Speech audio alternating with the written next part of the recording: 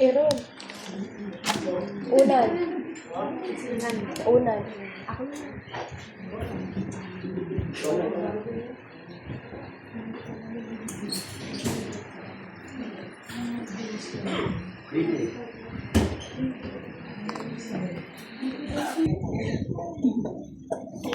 Sir, thank you for Sweden. Sagot daw ng imitan yung kaibigan mo to Sweden. Ang kulit mo naman kaya? Limang piso ang baga, nagre-reklamo mo ito.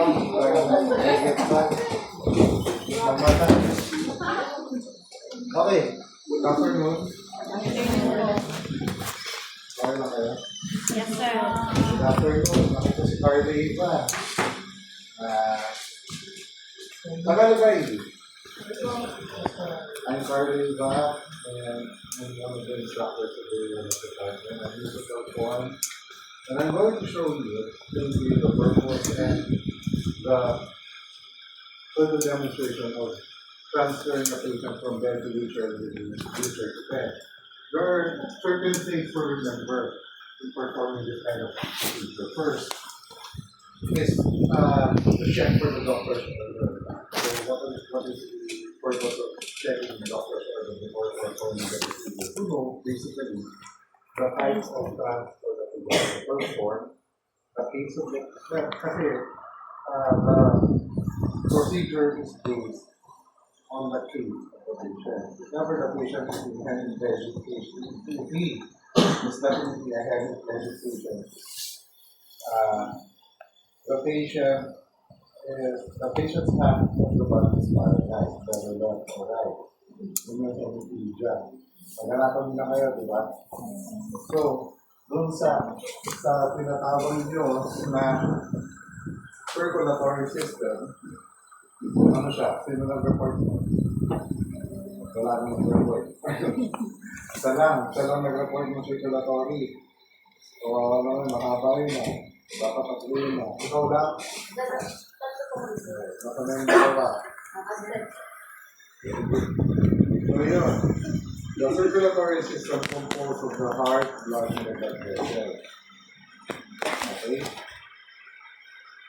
Sa circulatory system, nabubuo din yung tinatawag na heart problem. Example na heart problem. Biro ko na ito, hindi siya connected there. The only function of the heart is to pump blood. The emotions is not related to the heart. Basically, related siya sa emotions ay pwede sabihin natin thalamus, hypothalamus. Sino sa brain? Na-search mo naman siya. Mga certain things to remember. Yan. Tapos, kapag ka nagkaroon ka ng clot sa ugat, papunta sa inyong heart, ito sa heart problem, rheumatic heart failure. Pero marami kang types. The clot is known for the thrombosis. The thrombosis or the clot, yun yung bara. Alam niyo yung straw? Umiinom kayo ng sago. Bumaray siya sa gitna. Pag hindi nyo, ano nangyari? Mapatrip kayo. Diba? Ano ginagawa nyo sa kanya? Pinapas nyo sa kanyo? Pinilipan. Diba kadiri? Laway siya, ginagawa nyo papainom sa kasama nyo. Painom ito. So, dito, ina-aspirate siya. Ina-aspirate siya. May certain procedure na tinatawag sa mahal siya. Yung pamumuo na yun, ay nabumuo siya dahil sa kinakain niya. Ano ba kinakain niya sa araw-araw? Katulad na? French fries. French fries. Ano pa? Processed foods. Sweet foods. Crispy patay. Processed foods. French Bulalo. Dog food. Bone marrows. Bone marrow. Yan. Yung mga yan, umuwi yan. So, umuwi yan. Okay?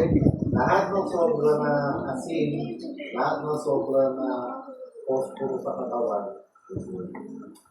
sumasama sa bloodstream yan. Kasi hindi na ma-process ng kidney. Sobra-sobra na kasi. So, yung sobrang yun, sumasama na sa dugo. Namumuo siya ngayon. Pag namumuo siya, nagiging clot siya. Pag yung clot na yun, umabot doon sa puso, yun yung thrombus.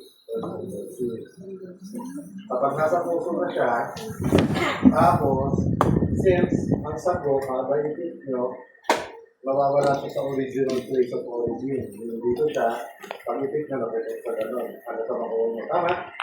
Gano'n din yun. Okay?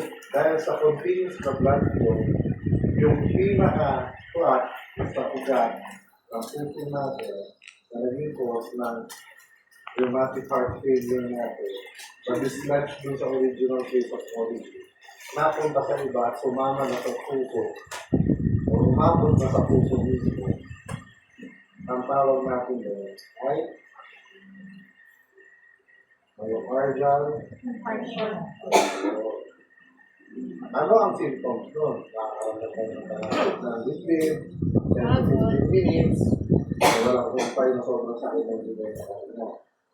Isa sa mga symptoms yun. Biglaan na hindi siya makakakit. Okay? Ngayon, kapag naka-experience kayo ng gano'n, mauuwi kayo sa palpitation. Susunod na ganun din na kasi yun eh. Mga 1 to pangalawang tayo mo, vital signs nyo na. Palpitation. Pag sinabi natin palpitation, mabilis yung titik ng puso. Okay? So, pag mabilis yung titik ng puso, tawag doon,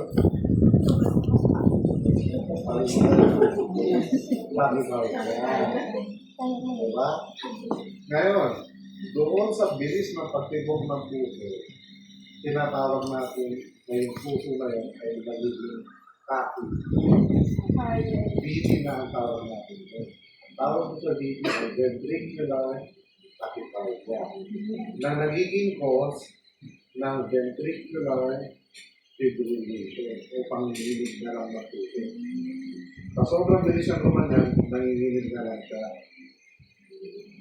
Na yung panginginig na yun, hindi na siya naglalabas ng dugo, nauuwi niya sa cardiac. Kaya, hindi connected yung heart disease sa stroke. Diba siya? Pag sinabi natin stroke, all about brain.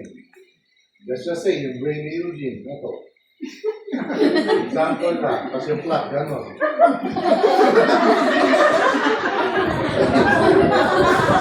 Hindi ka, di ba? Kasi marami kayo problems sa brain.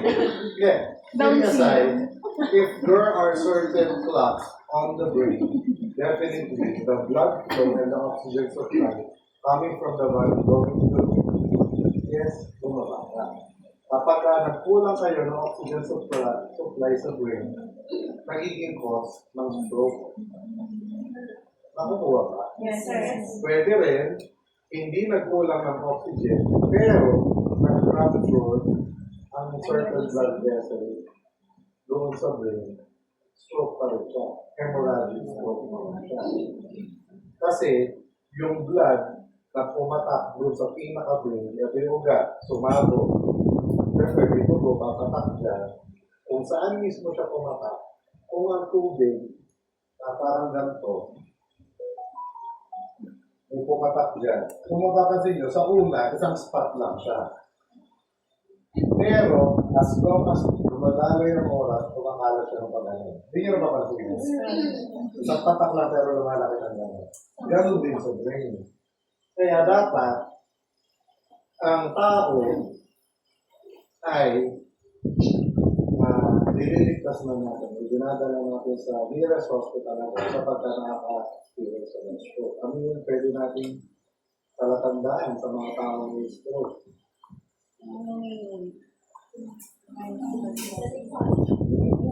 Baas. Ano yung pa? Face. F is the face. Ano yung face? Bumabagsak yung isang side. Hindi naman pwede dalawang sa inyo bumagsak. Isa lang. Okay? Ano yung A? R. Sige. Sir, pakiabot nga po yung kamay ko. Pagka isa lang na iaangat na, naiiwan yung isa, pangalawang simptomas. So, yun. Ano yung S? Speech. O sir, nasan po kayo ngayon? Ano ba yung kong pangalan? Pagka bulol na siya, pangatay na siya. Pangapat ay time kung saan ang orasan nyo, 3:23 p.m. Dapat dali na natin siya sa hospital. Dapat ng doktor, kailan nyo napansin ito? 3:23 p.m. Kasi, in 10 minutes time, most probably, kung hemorrhagic stroke ang nangyari sa pasyente, yung naging damage dun sa brain niya, kahit tinatawag natin reversible brain damage. Pag sinabi natin reversible, hindi na siya nababalik.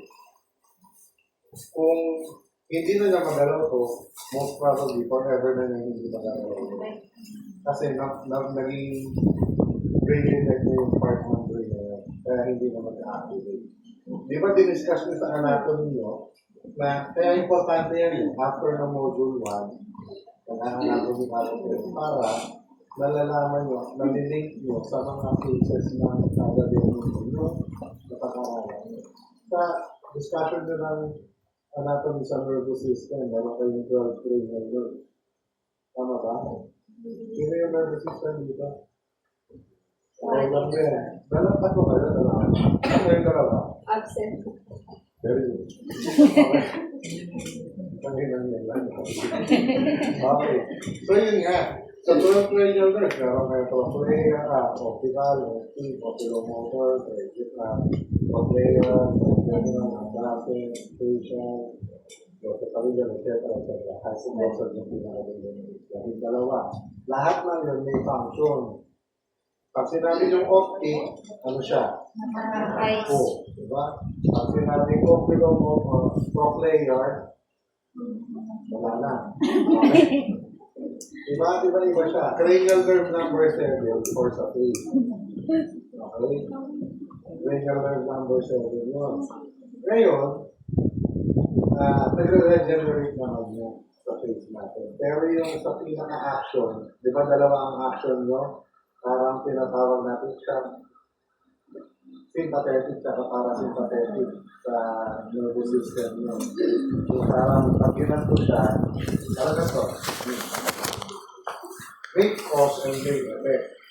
Kung ano man ang ginawa ko, yun yung pinaka parasympathetic and sympathetic, yung magiging effect mo. Parang kayo, sinampal, naramdaman nyo yung sakit. Ano instinct nyo? Gumante. May mga ganun kasing kaso dyan. Yun yun.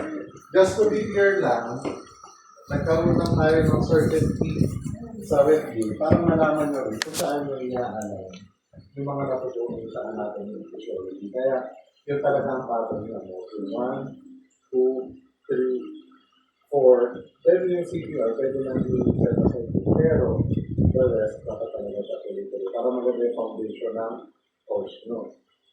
Dito, we're going to perform the leg transfer. First, hemiplegic. The right side of the body of the patient is paralyzed. Pag sinabi natin paralyzed, wala siyang nararamdaman. Okay? Hindi siya nakakaramdam na sakit.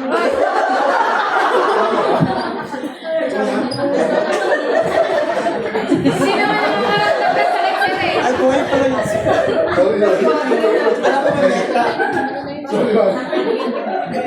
Magulat ka na wala. High blood cell. Ano lang kung nararamdaman sa akin? Sa gitna daw, sir. Wala siyang nararamdaman. Completely dead. Pero ito active to. Nagagalaw niya. Nagagalaw niya. Ganun siya. Hemiplegic tawag doon.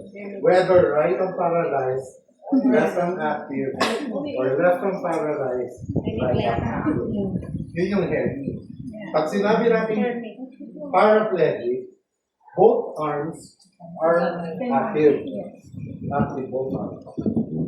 But both legs are paralyzed. Pwede ka na. Pwede rin, ito naman na active, Ito lang ang paralyze. Ako ba? Yes, sir. And lastly, is known as the quadriplegic. Once we say quadriplegic, quad is Four. 1, 2, 3, 4. All the 4 limbs of the patients are paralyzed. Walang nararamdaman. Ngayon, may magtatanong dyan, Sir, sa hemiplegic ba, kapag lalaki, paralyzed pa rin? Kanina pa, sir. Ha? Kanina pa yung salita niyo. Pwede yung papagin. Ano po tingin sa doon? Paralyzed na rin. Paano kapag babae? Paralyzed na. Ha? Hindi. Ano? Paralyzed yung kaliwa, sa kanang kalang gagawin.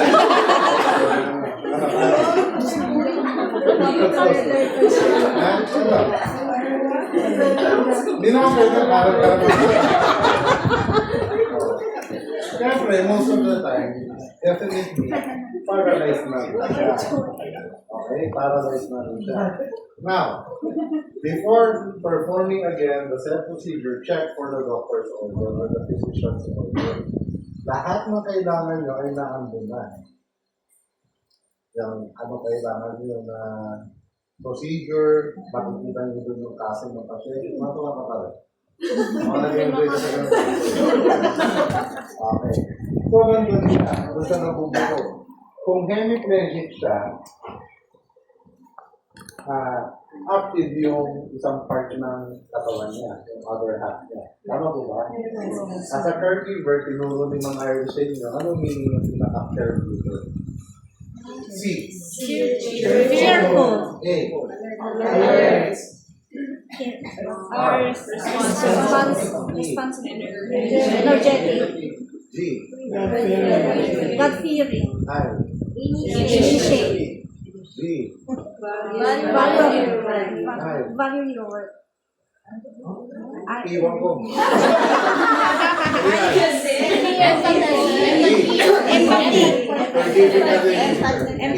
Empathy. R. Respect. Respect. So dito, the main goal here is to be act as you are the other half of the patient. Kung paralyzed yung kanan, tayo ang kanang paa at kanang kamay ng patient. Tama ba? Yes. Papasok siya sa patient advocate. Doon sa vocabulary ng module 1. Now, you as a caregiver will act as the other part of the patient. Now, after checking for the doctor's order, we're going to perform the proper procedure of hand washing. Because hand washing The single most important means of preventing the spread of microorganisms that can cause different diseases and infections. It is also a way of preventing contamination. tapos nung una, puro kayo reklamo, haba naman ito. Pero kaya nyo naman gawin, diba? Ganun na talaga sa simula. After performing the proper procedure of hand washing, you're going to gather all the materials needed, such as the certain materials in or equipment in taking vital signs, and definitely a transporting device known as a wheelchair. So, syempre, alcohol, bottle balls, container, sticker, ball pen. Ball pen actually has colors. Ito po yung color blue, red, and blue siya. A BPE app, definitely a stethoscope and a BP cuff. Thermometer, digital thermometer. Dati ginagamit pa yung mercurial. Yung nakikita nyo na inaangat sa ilaw, hindi naman siya actually sa ilaw, kailangan ganun, eye level lang, makikita nyo. Okay? And also a pulse oximeter. This device measures the pulse rate and also the oxygen of the patient. Ang normal oxygen ng pasyente ranges 98 to 100 or 100 plus. Yun ang normal. Kapag kayo ganito, nakita nyo, ang SpO2 na nakikita dito ay 80 or 60 na mababa.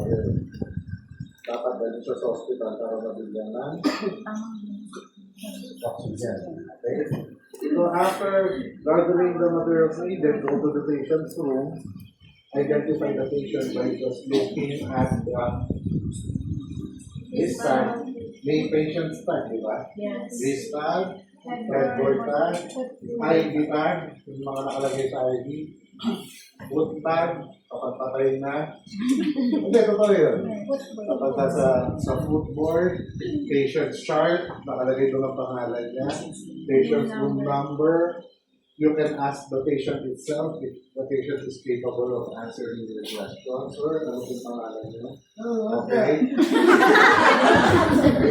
Ask the relatives of the patient if the patient is incapable of answering your question. Or you can also check the door. Yung pinaka-pinto ng room, nandun yung pangalan niya. Para lang sigurado dun sa doctor's order niya na siya yung kailangan niya i-transfer.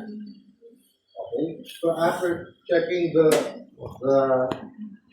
patient's name and identifying the patient, you're going to introduce yourself or approach the patient in a nice way by just means of knocking at the door, be polite, kung sa relatives, good afternoon, ma'am, sir, I'm Carl, I'm the caregiver, and I'm here to assist Mr. Eugene in his transfer from his bed to wheelchair, and we're going to the X-ray department. Then I'm going to bring him back here and perform again the transfer. Okay? After performing nun, pwede nyo siya kuha naman ng vital signs. Ano, kailangan mo unang una. Ito. Temperature. Pindutin, whichever the patient is responsive or he can answer other questions, you can ask the patient to put the thermometer on his axilla. Saan ang axilla?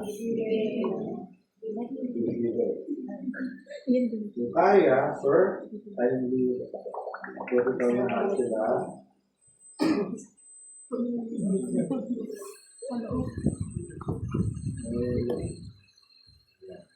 So, before siya offer din sa ating pasyente, we're going to clean it first.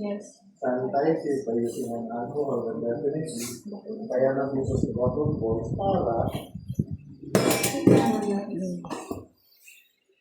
para linisin siya. Now, this time, the cleanest part of the thermometer is the valve. Okay, hindi yung stem.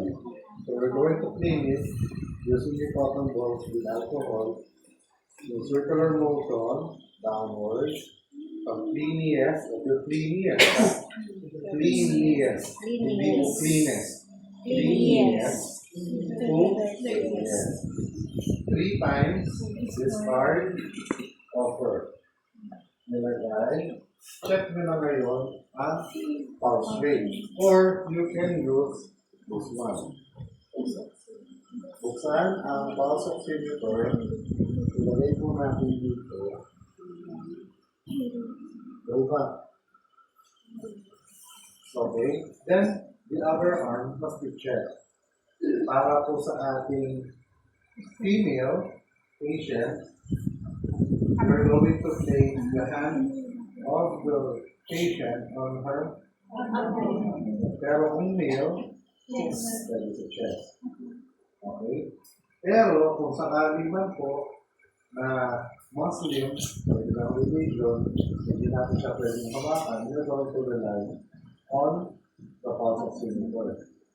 Pero pwede rin naman po, we are going to try first to ask the relatives and basically the patient if we are allowed to hold the hand of the patient. Kasi baka makasama yung hawak niya. So, check the pulse rate. Nasaan dito ang pulse rate nyo? Sa dalawa. So, gawin nyo ng Irish. Okay. In 1 minute, you're going to count the total number of beats ng pasyente. Okay? Then after 1 minute, you are now going to count the total numbers of inhalation and expiration of the patient. Basically, it is known as the respiratory rate. Yung isang buong, ilang ganun sa isang buong minuto? Okay? After getting all of it, check nyo na siya. Pwede nyo na siya dito sa inyong ticker. The ticker consists,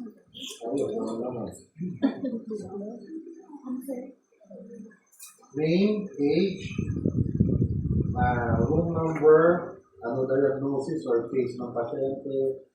Sa sex, male o female ilalagay nyo. Hindi nyo ilalagay type sa day.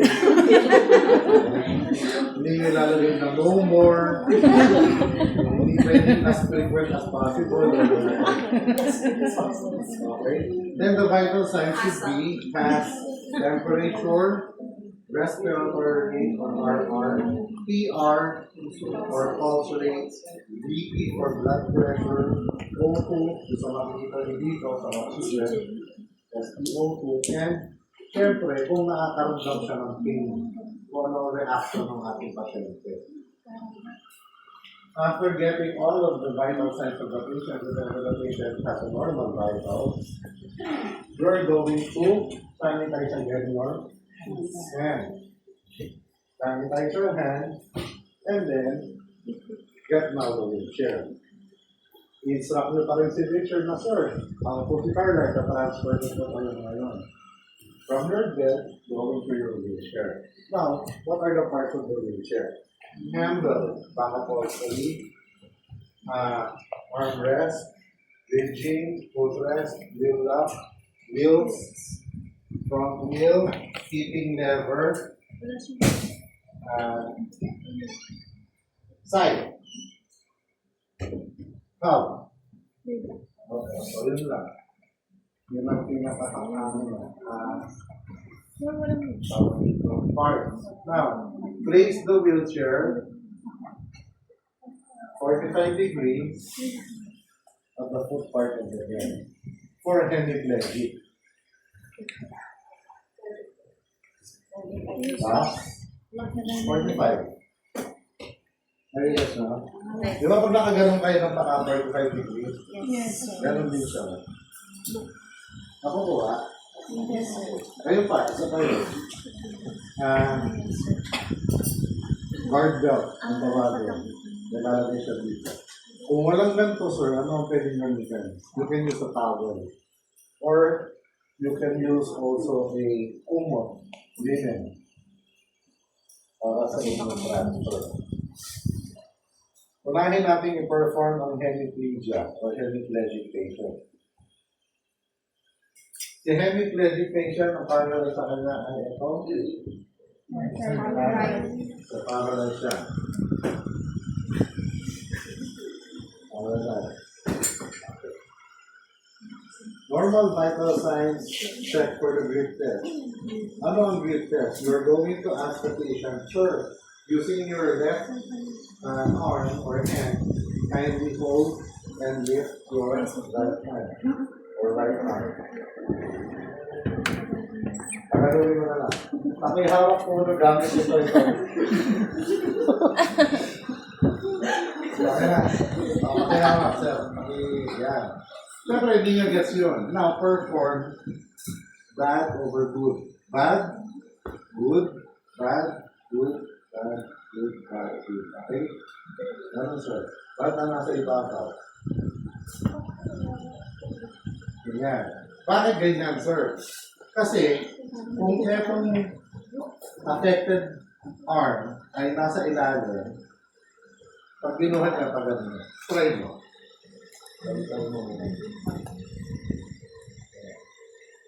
Wala pa karamdam ko, ha?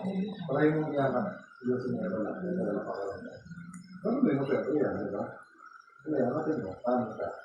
Wala pa karamdam. Natin dito. Wala pa karamdam ka.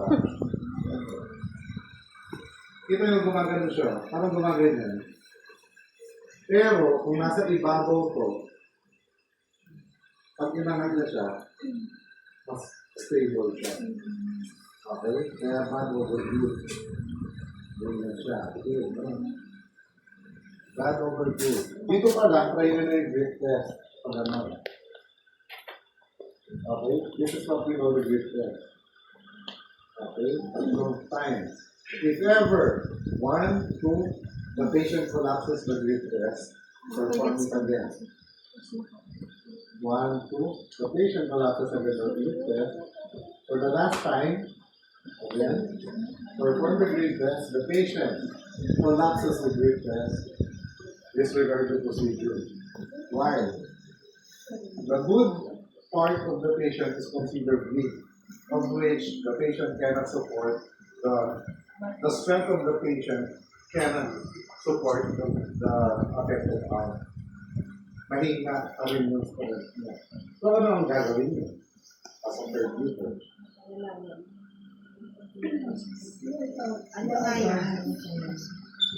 Mahina eh. The good part or the unaffected part of the patient is considered weak. Ganun siya. So hindi niya kayang i-perform talaga. You are going to report it to your supervisor. Disregard the procedure first. Kasi baka mamaya, pilitin nyo, hindi rin na masuportahan yung kabilang side. Parehas lang kayo sa namba. Nagdodoble lang ang rate niya.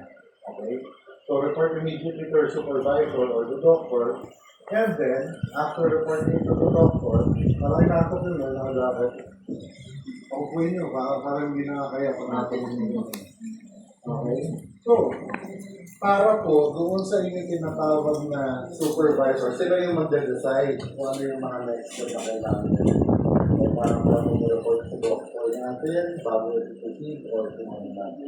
Hindi kayo mismo on the decision. We are always relying on the doctor's order and the instructions of our supervisors.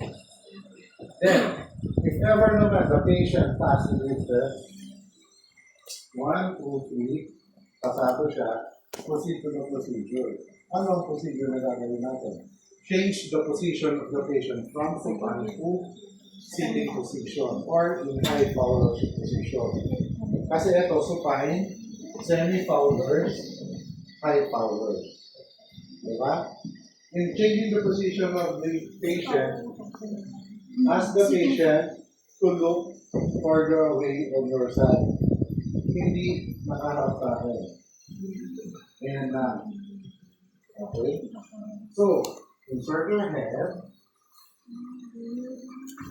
grab the shoulder, first. At the count of 3, I'm going to change your position from supine to sitting position. Promote the proper bending dynamics. 1, 2, 3. So, ganun siya. Pwede rin ang ganito. Ito yung good, ito yung bad. The bad arm must be placed on the abdomen. And then, ask the patient to hold your shoulder and hold the shoulder. Third, at the count of 3, I'm going to change your position from supine to sitting position. 1, 2, 3. Pwede rin siya. Nasa sa inyo na yun. Okay? Now, next. Dito naman, you are going to cross the legs of the patient. Ano ang dapat nasa ibabaw? Parang sa kamay, ano nasa ibabaw? So, dapat, bad din. You can do this, but as much as possible, we are promoting the ADL. That's why we're going to ask the patient to, using his left leg, put under the right leg. Sir, can you please put under your left leg under your right leg?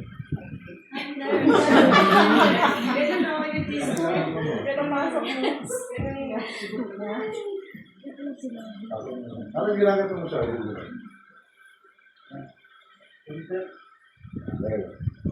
Ako Now, dito, usually, ginagamit natin pa ganyan. Ang hirap nun eh. Ako, personally, ang hirap. Kaya dito, we're going to use this one. Promote the proper body mechanics. You are going to instruct your patient that you're going to lift his legs towards your position.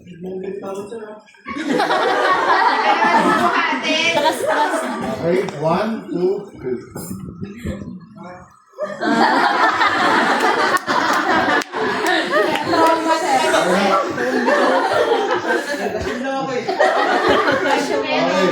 So yun siya.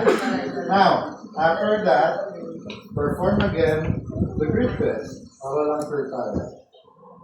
Okay, 1, 2, 3. So pasado siya. Promote the proper body mechanics as the patient using his left arm or the unaffected arm hold the bed for support. Promote the proper body mechanics, uncross the legs. Since the right side of the patient is the paralyzed part, dito kayo mag-assist. Hold the lumbar and the popliteals of the patient. Ask the patient first to scoot first his left hip. Scoot is yung mga ganun. Okay, sir, kindly scoot your left hip. Left nga eh. Dito po ganun. Yan. Kung baga i-scoot, ganito, tingnan niya. Gusto ganun. Ganito yung scoot, diba nga ganyan? Yung left hip, gagano'n niya na. Isa-side mo. Bakit nga ganyan na siya? Pinubulin ka. Kaso, paralyze yung kabila eh. Yung isa lang ang pwede na ma-scoot. Ito lang. Scoot your left hip. Then, this one will be pulled by you. Hihilahin siya. Nagigets nga? Yes, sir. Until before the patient's feet touches the ground. Ito na konti. Okay lang. Before the patient's feet or foot touches the ground, we're going to offer reverse.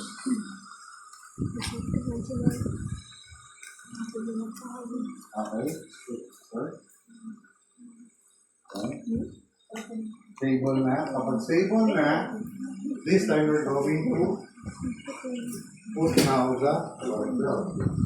Usually dati, nilalagay ang guard belt dito pala. Pakiga ko lang. Pwede naman siya. Okay? Actually, pwede naman siya.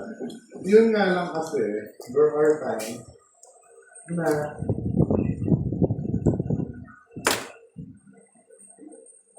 nagdodoble lang yung trabaho kasi kapag natuwa mo sa dito, tatanggalin mo ulit yung headset. So this time, na-after na natin na capable yung ating pasyente.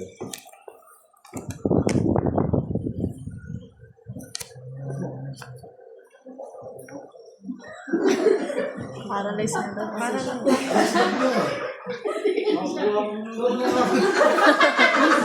Paralyzed na siya eh. Pinilit na.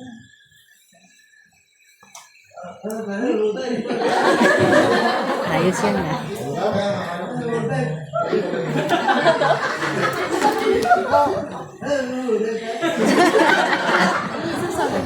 Kasi nga strong, kaya gagawin. Wala siya sinasabi. Kaya nga. Patient na patient. Sir, hindi na ba itatanong? Sir, ito pong ano, ayun, parang natanong ka. Wala ka ganyan, affected. Ito po ay natatanggal, di ba? Kasi wala siyang pakiramdam. Yes, sir. Usually, sinasama na siya dito eh. Nagigats niyo?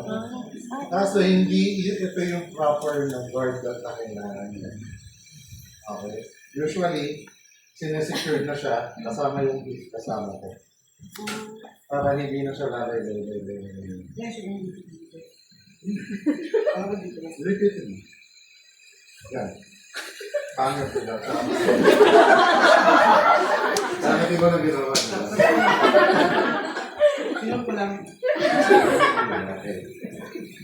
So yun siya. Now, sa hemiplegic po, dati ang ginagamit natin dito ay nito. Dati ha, ganyan siya. Toe to toe, knee to knee. Ang nagiging problem dito is yung balance niya. Pag tumayo siya, okay. Ayusin mo mo. Ikaw na, alam ko na-stroke ka, hindi ka tanga. Okay, ayun. Okay? So, ngayon, ito ang nagiging problem. Kasi Pagka bumagsak siya dito, hindi niya siya makukontrol. yes, sir. Kaya, instead of doing this one, ipitin siya pa lang ito. Itong side lang natin. Okay? Whether malangkad o hindi, itong side lang ito ang ipitin niya. Para pagkayo niya, Tingnan mo. Secure pa rin siya. Out na siya. Okay? So, ganyan, DFS. Ask the patient to look further away from you to prevent kissing. Kakapagtugan. Kumuha mo yung Eugene.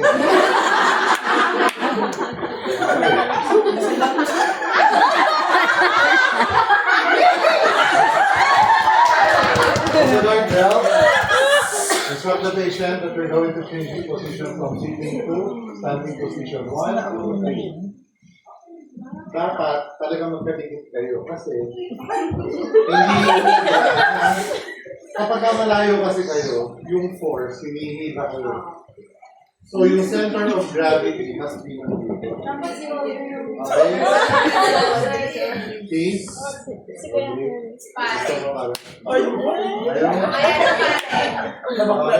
So this time, you are going to instruct the patient to step first is unaffected leg. So ano yung leg na yun? Left or right? Left. O sige, step. Nakuha, no? Yes, sir. Before siya mag-step, ikot na kayo dito. Pakakain mo na siya. Tingnan naman. Ito, papakita ko. Dapat, yung isang leg na nandito sa likod. Okay? Left leg.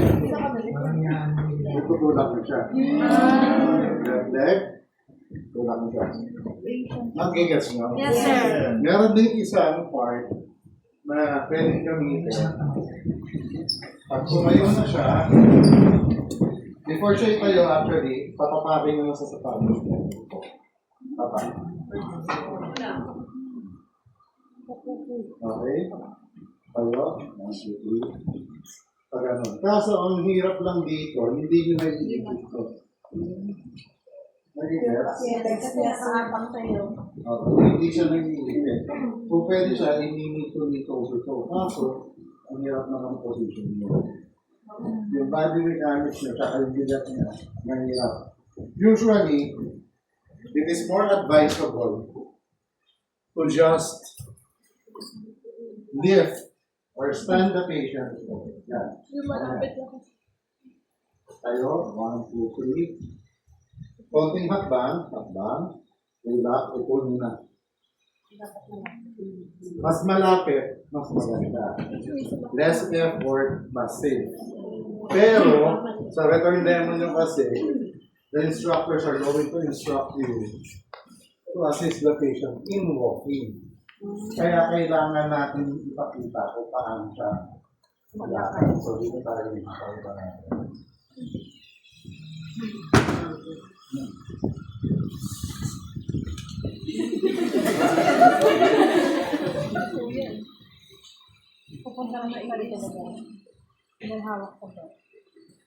Left leg, right, left,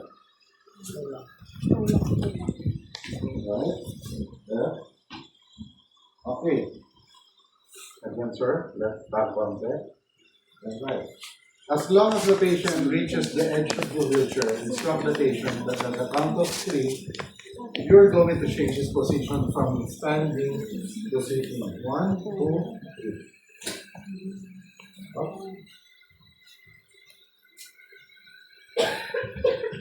This time, he's probably still very much nagigets mo? Yes, sir. So yun siya. Then check again the vital signs. Check yung vital signs, bakit? Kasi there are certain patients na biglang bumabagsak or biglang tumataas ang pagkatapos magbago ng position. Sudden change of position increases the blood pressure or bumabagsak ang blood pressure. Yun yung tinatawag natin orthostatic hypo and hypertension. If the patient is actually in normal vital signs, proceed to your procedure. Go ramping. Umangka na kayo kung gusto mo umangka.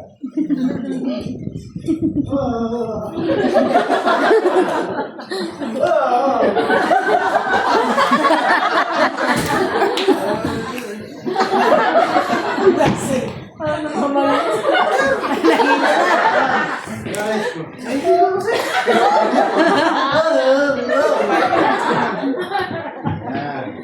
So this time, kung pumunta na kayo doon sa x-ray room, kailangan na siya ibalik. Ito na yung position niya. Kung kanina, the wheelchair must be placed in 45 degrees angle in the foot part of the bed. This time, we are going to change the position. We're going to place the wheelchair 45 degrees angle on the head part of the bed. Ano ah? Yes, sir. Again, before performing the procedure, check the vital signs. Ito na tawag dun eh. Normal vital signs, tuloy tayo. Okay. Infinito, ito. Yes. Okay, sir. Patayo kita. 1, 2, 3. Okay. Go to the other side. Down. Pull up. Can you feel the edge of the bed, sir? Okay. 1, 2, 3.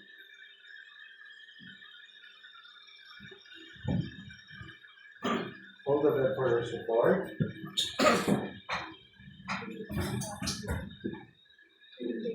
Promote the proper body mechanics. Sir, can you please put backward your left hip? And lift, push. Put backward, sir. Push. Again, sir. One more. Good. Remove the slippers. Sir, can you please put your left leg scoot? Yeah. Place the patient's affected arm on his abdomen. Sure, the count of 3, I'm going to lift your leg and put it back at the center. So that's 1, 2, 3. Okay. Diretso lang. Hold the vessel for support. Hold the shoulders. Instruct your patient that we're going to change his position from sitting to supine. 1, 2, 3. Promote PLC. Check for the vital signs. And then do the proper hand washing and documentation. What are the things that we're going to document about? Time. Date. Anong ginawa nyo? Bakit pumunta? Nagkaroon ba ng aksidente? Vital signs ng pasyente? Nagalit ba yung pasyente? Nagkaroon ba ng accident during transfer? May napansin ba kayong mga certain injury sa inyong pasyente bago kayo mag-transfer? Yun ang mga things na kailangan yung document. Yun yung HEMI. Gawin naman natin ngayon ang paraplegic. Sa paraplegic, usually, paganto siya. Pag paraplegic, paralyzed ang it's either lower part or upper part. Let's just say lower part. You are going to place the wheelchair pag-ganyan siya. Dito na mismo, patikit ng inyong bed. Okay?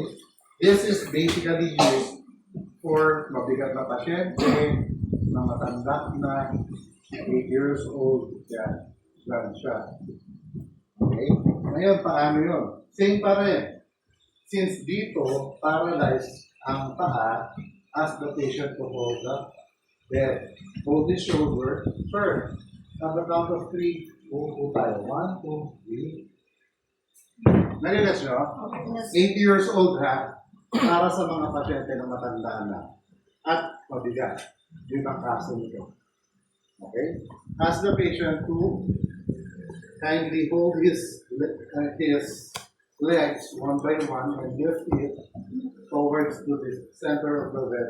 Towards the first. Lift, isa-isa lang sir. Mabilis na gawin. Isa po, sakit. Kunyari, paralyzed siya. Walang nararamdaman. Tinaas. Ito pa, isa-isa lang. Bakit ba natin kailangan iubos yun? Eh, pwede naman natin buhatin. Tama? Okay. Yung doon natin napapalakas yung loob na yun. Okay? Doon natin nasasabi na hindi pwedeng kabulang. Hindi pwedeng sabi ka lang. Ito lang ako sa iyo. Para mag-build ng confidence na kaya ko to. Nagigas yun, ha? So, yun siya. Remember the patient is in this kind of position. Same procedure, check pa rin kayo ng vital signs kanina. Medyo shortcut ko lang kasi same procedure naman siya. This is just for the para. So this time, kung ganyan, you're going to lift the patient's legs na. Sir, hawak po sa kama. Sir, put lang ng konti ha. One, iangat nyo lang po yung hips nyo. Kindly lift your hip. I'm going to pull your legs or lift your legs towards the edge of the bed. 1, 2, 3. Unti-unti lang. Okay, sir. 1, 2, 3. Pag nasa edge na yan, paralyzed to pwede nyo na siya ibaba. Nagigets nyo? Yes, sir. Offers, slippers na tayo. For paraplegic, hindi nyo na siya kailangang palakarin. Bakit? Hindi niya mai. Ang walang pakiramdam na din ay automatic na tumutupit mo. Tama mali? Tama. Magiging stable lang siya pag nalagay nyo ng braces. Nadiretso siya. Walang pinagkaiba sa polio yan. Nakakapagsaklay ang may polio na paralyze ang legs kasi naka-brace. Pag nilak nila yan, nakatayo talaga yan. Hindi siya nagbabakal na ganun bigla. Yung mga wala, bigla-bigla na nang gumagano yan. Hindi naman pwede maglakad kayo na nakaganto kayo. So this time, we're going to just simply lift the patient and transfer the patient on the wheelchair. Pag matanda, na mabigat, gano'n lang siya. Sir, make it sure that the patient's foot is on top of your foot. Okay, reverse, pass. Sure, the count of 3, I'm going to lift you and transfer you from your bed over to your wheelchair. 1, 2, 3. Nagigas niyo siya? Yes, sir. So, mas madali siyang gawin. Less yung stress nyo, less yung injury, kasi ang lapit na yan. Malinaw? Malinaw po. So, paano nyo naman siya ita-transfer ulit? Same pa rin. Diyan nyo pa rin siya ilagay. This time naman, ibay nyo lang siya. Dito naman tayo. 8 years old, ha? 8 years old. Again, sir. 1, 2, 3. Ano gets? Yes, sir. So, gano'n na siya kasi. Kasi, pag tumayo siya, ganyan talaga siya. Ganyan siya sa'yo. Nakaligit siya. Kaya kahit anong mangyari, yung center of gravity niya, hindi ka hihilahin pag gano'n. Then, yung konting adjustment lang, mabigat na. Kaya dapat siya, nandito talaga, lagi niya. Kaya yung iba, ganun talaga yan. Okay? So, yun yung sa 8 years old. Ano nga, Yes, sir. paano siya ibabalik doon? Sir, lift the legs. Go backward, sir. Tama, sir. Okay? So, since nasa center of the bed na siya, ask the patient again to lift his leg one by one, going to the center of the bed.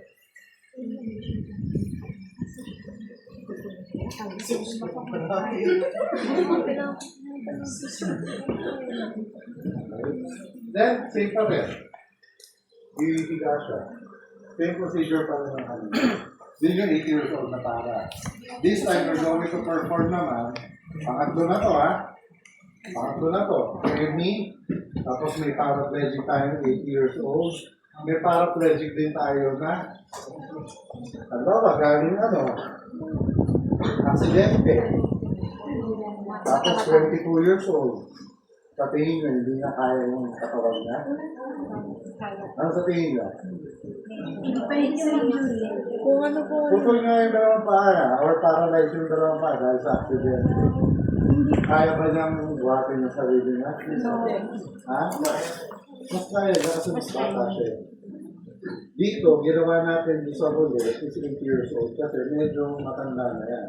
Wala ng balance, mahina na. Dito, bata pa siya, kaya kaya niya i-support yung strength na kailangan ng katawan niya. Same procedure pa rin. Dito, check vital signs. Dito. Now, place the wheelchair at the center of the bed. Dito naman siya. Para sa mga malalakas ang upper extremities nito, ha? Dito siya nag-iisa. Sir, kindly lift your legs one by one, going to the other side of the bed.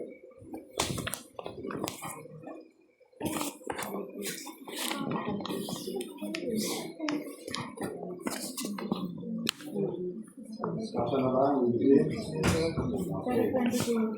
Now go to the other side. Raise the side rails. Raise the side rails. Go to the other side. Lift the legs of the patient.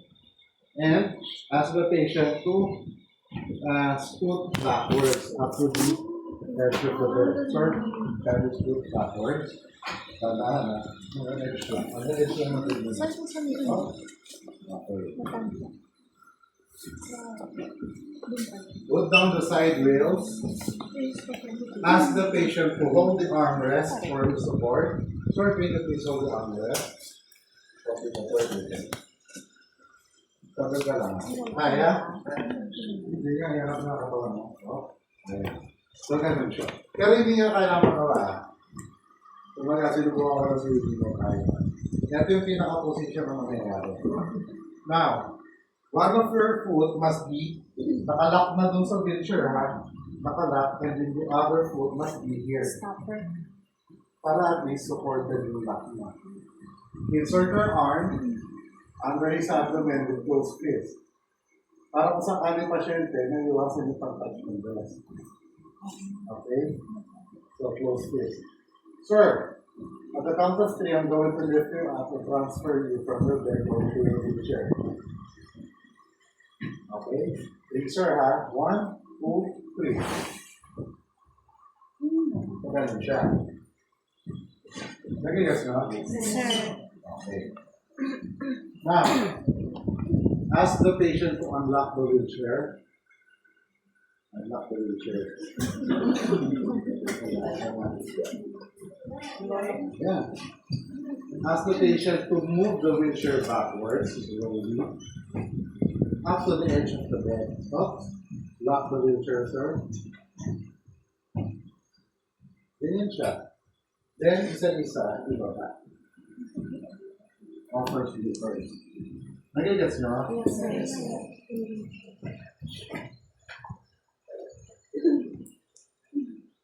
Yan.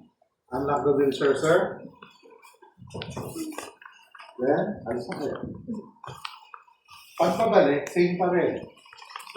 Ask the patient to lock the wheelchair.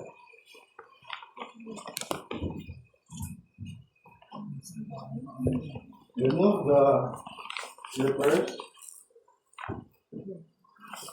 Lift the legs. Ask the patient to unlock the wheelchair and move the wheelchair forward.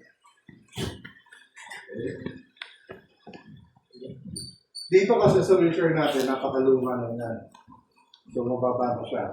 Yung mga modern wheelchair ngayon, na-adjust yung height. Pwede rin siya mag-stretcher. Eh, since ito lang yung kaya natin, mas din na ako. Okay? So, ganun siya. Since nandito na tayo, now, you are going to lift the patient's leg and ask the patient to move a little bit forward hanggang sa yung batak na ma-feel yung pinaka-edge na wheelchair. Sir, move forward, ha? Kunti lang. Kunti lang. Okay, yan lang. Yan. Ayan lang, ha? Sige ka. Hindi ka lang. Magkakalang mo na. Huwag na gumano. Baka ba nila. Kapag nasa edge na, dito na kayo. Sir, Lift na kita. 1, 2, 3.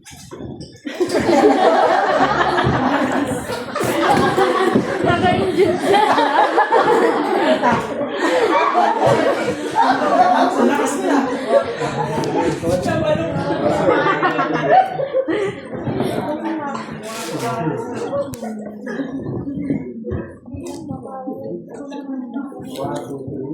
Ano pa na, check kami ng vital signs. So yun, tatlo yun.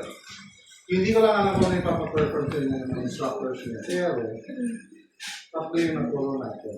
Isa sa heavy, dalawa sa para. It's either paraplegic na matanda o mabigat at paraplegic na bata na kaya niya sarili. So again, that is the procedure of death transfer, the transfer invitation from dead to user and user to death. Again, isang na lang ako na constitution. Nagbaling ka ba? Nagsaribitin ang bill mo. Sorry? Yung sa bill na po, sir, pag hindi po tinunod. Nakalimutan ko lang yan. At hindi yan, syempre. Common sense na lang yan. Yung mga common sense dapat dinadala yan, hindi iniiwan sa bahay. Para natatagal. Ano pa? Ang ibang question na pwede natin yung tanong. Pag tayo mag-iwalay. Sir, just in case po, yung sabi niyo ba, i-check yung vital signs pagka-transfer. Kunyari, na-change yung vital sign, what should we do? Kung sakasakaling gano'n, syempre, ang unang-unang instinct natin, bilang isang third user, we are not the ones going to decide. So basically, i-inform pa rin natin ang aming supervisor para sila ang hahayaan natin mag-instruct sa atin kung ano yung next step na natin. Ano ba ang ibang tanong? Regarding sa cards, regarding sa... Kasi yung isang user, mas pangit yun. Or yung mas mahal. Same din naman siya. Flat din naman. Ano pa po ang pinalagay? Okay na yung tanong. Normal yan. Dapat talaga nagtatanong para maging clear siya sa ito. Yes, ma'am. Hindi naman natin nakawakan sa bago.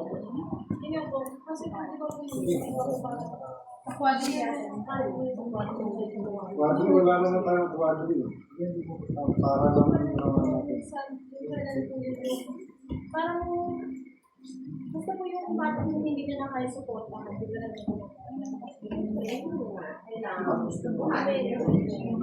Hindi, parang, hindi, sorry hindi ko maintindihan yung question.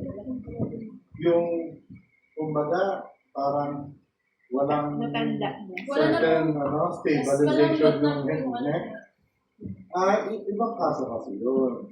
Hindi siya pumapasok sa hemiplate. Pwede siya pumasok sa quadriplegic, sa mga comatose, sa mga typical na nasa ICU. Yeah. Hindi natin siya kailangan transfer ng wheelchair. Pwede natin gamitin sa kanya stretcher para nakahiga pa din siya. Hindi na wheelchair ang gagawin natin. Okay? Ano pa? Sige, okay lang yan. Normal na magtanong yan. Importante magtatanong ko kasi next na magiging ano na yan. Para klaro din sa isipan nyo, maray na-encounter mo bigla. Sir, yung pagsuot ng safety belt, kailangan ba mag-belt ka siya? Or Wala okay na lang kaya parang belt. Parang belt. Ginawa ko lang kanina para may harapan si Yuji. okay. Ano pa? Every time po, di ba, sabi niyo po, kukuhaan ng vital signs. Kasama ko ba ng kukunin sa particular time? Kada lipat? Hindi. BP lang. BP lang.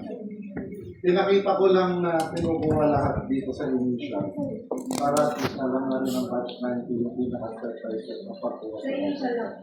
Kasi yung nasusunod sa kanila. Para yung ano pa? Sir, doon sa every time nakukuha ng vital signs, we need to write it down sa particular po or Yeah. Kailangan kasi this sticker will serve as your documentation. Bago pa, or bukod pa, sorry para sa term, bukod pa yung documentation na ginawa niya sa patient. Kasi, di ba may mga dapat kayo nakikita sa hospital, May nakahuga na kuwero. Di ba? Di ba may papel na ganun kalaki? Doon nakikita yung oras, yung minatyo. Doon yung siya pwedeng ilagay. Bukod dito. Bukod din doon sa ino-serve nyo, pinapasa nyo sa supervisor o sa software sa documentation. Na doon nakalagay yung oras ng alis nyo, ba? Umalis kayo ng 4:18. Tapos bumalik kayo ng 12:30 ng madaling araw. Nalagay nyo syempre sa kayo pumunta. Diba? X-ray lang sa kabilang building, 6 na oras kayo naman.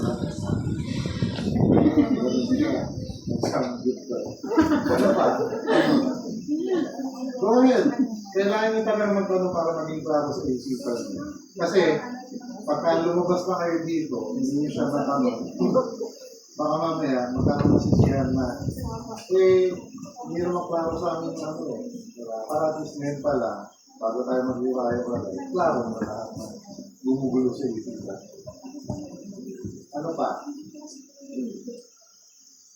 Paano sir, kapag sobrang bigat talaga, yung talagang Andre the Giant, ano gagawin natin? Tapos ang bubuhat ay ano, Philippine. Diba? Kahit imagine nyo na lang. Ako pasyente, tayo katsin. Dito ka. Gusto mong buhatin ako talaga. Joke lang. Joke lang. Si Ma'am Iris na. Papakita ko lang yung heights mo. Kasi pinakad kami ni Sir. O, tingnan niyo si Rick. Imagine niyo na lang na siya ang bubuhat sa akin. Siyempre, may hirapan siya. So, siyempre, ang magiging instinct natin din, hindi natin siya basta bubuhatin. Sir, tulungan mo naman ako para buhatin natin si Sir Carl. Mag-i-initiative na tayo humingi ng tulong. Huwag natin pilitin na, ano yan? Ano pa? O, kahit nga siya eh. Medyo mabigat na ito, matangkad dito eh. Ito pasihan ko eh. So, yun ang mga instinct na kailangan natin. Okay, ano pa? Question? Clear naman lahat? Wala nang ibang katanungan. Pag-iris mo yan, wala silang tanong at tanong mo. Siyempre, ano sa tingin mo gagawin natin? Siyempre, we're going to report it to our supervisor. Lahat ng reklamo, tumanggi, nire-report na ba agad? Hindi. Convince nyo muna. Yes sir, kailangan nyo po talaga magpa-X-ray para makakalabas na para magbigyan kayo ng first world doctor na promote ng doktor natin. Pero mga certain convincing power na kailangan. Kung ayaw pa rin, kausapin yung relatives. Explain to the relatives that the patient needs to be checked up or needs to perform the transfer para sa kanyang X-ray. Explain nyo na kailangan na dahil sa ng situation. Then let the relatives explain this to the patient itself. Baka sakaling makulit. Huwag nyo sabihin na, okay, bibilang kita ng dalawang red horse na. Huwag yung subunan. Minsan di ganun nagiging ano eh. Okay? Wala na kayong tanong. Kunyari sa biglang nag-seizure during transfer. Wala kayong pagkagalit doon eh. Tayo ay taga-sunod lang. Hindi tayo nag-caregiver para mag-decide para sa ating pasyente. Nag-caregiver tayo para umakto at tanggapin natin na tayo ang katuwang ng ating pasyente sa kanilang incapability. Pero regarding sa decision making, superiors na. What else? Paano mo tayo kasi para mag-transfer mo sinasihan. Paano kasi minsan eh. Makawas. Kaya tuturo ko sa PR, di ba? Tinanong ko, sir, paano magkano kilometers mo nagtingin mo na kami eh?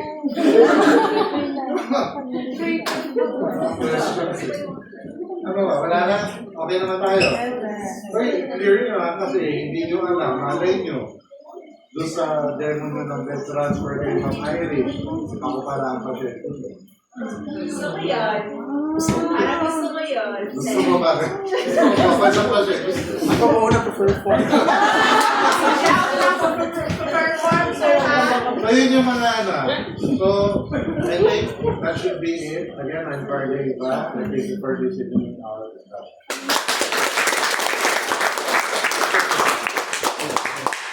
So, ito sa yung media type. Thank you, Eugene.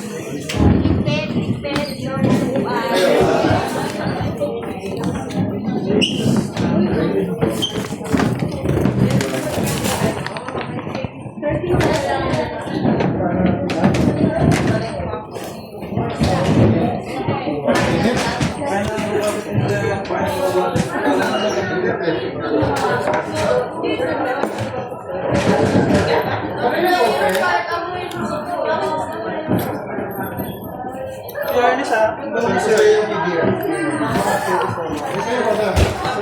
Turner na, turner.